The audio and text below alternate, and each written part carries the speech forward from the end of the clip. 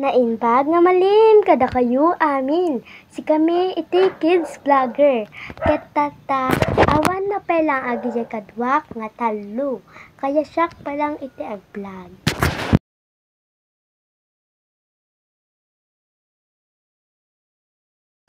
So guys, ngayon ay maglilinis tayo pero may nakalimutan pala ako. Kukuha tayo ng basahan.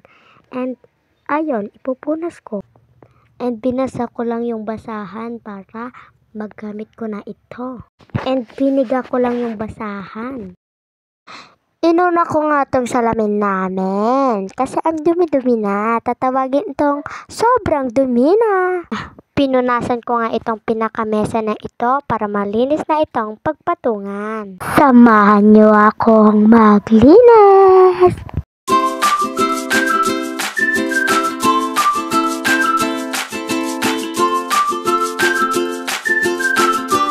At nilagay ko na ang polvo, lotion at iba pa.